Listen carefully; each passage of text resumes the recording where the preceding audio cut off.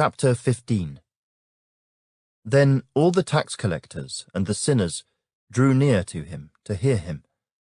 And the Pharisees and scribes complained, saying, "This man receives sinners and eats with them." So he spoke this parable to them, saying, "What man of you, having 100 sheep, if he loses one of them, does not leave the 99 in the wilderness, and go after the one which is lost until he finds it?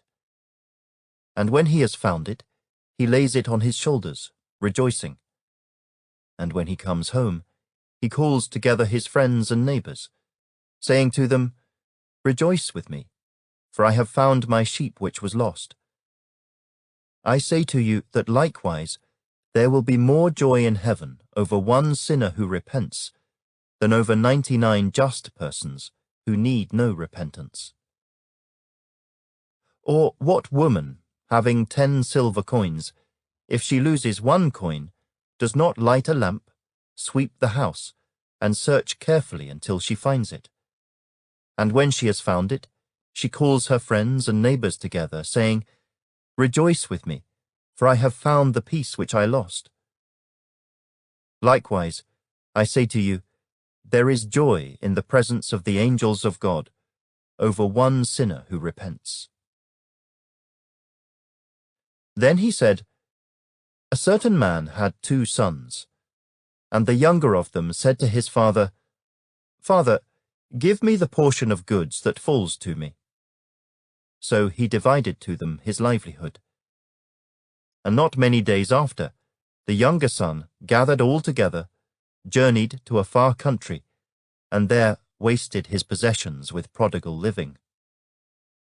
But when he had spent all, there arose a severe famine in that land, and he began to be in want. Then he went and joined himself to a citizen of that country, and he sent him into his fields to feed swine. And he would gladly have filled his stomach with the pods that the swine ate, and no one gave him anything. But when he came to himself, he said, 'How many of my father's hired servants have bread enough and to spare, and I perish with hunger? I will arise and go to my father, and will say to him, Father, I have sinned against heaven and before you, and I am no longer worthy to be called your son. Make me like one of your hired servants.' And he arose and came to his father. But when he was still a great way off, his father saw him and had compassion, and ran and fell on his neck and kissed him. And the son said to him, 'Father, I have sinned against heaven and in your sight, and am no longer worthy to be called your son.'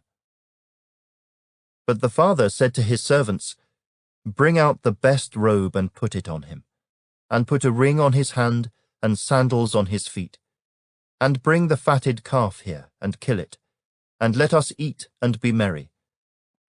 For this my son was dead and is alive again. He was lost and is found.' And they began to be merry. Now his older son was in the field, and as he came and drew near to the house, he heard music and dancing.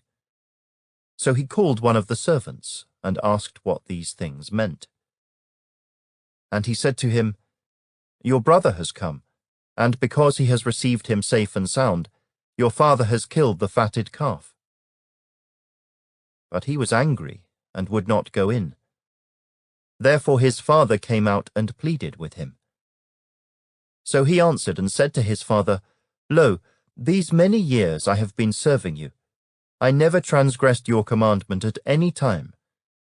And yet you never gave me a young goat, that I might make merry with my friends. But as soon as this son of yours came, who has devoured your livelihood with harlots, you killed the fatted calf for him.' And he said to him, 'Son, you are always with me, and all that I have is yours. It was right that we should make merry and be glad. For your brother was dead and is alive again, and was lost and is found.'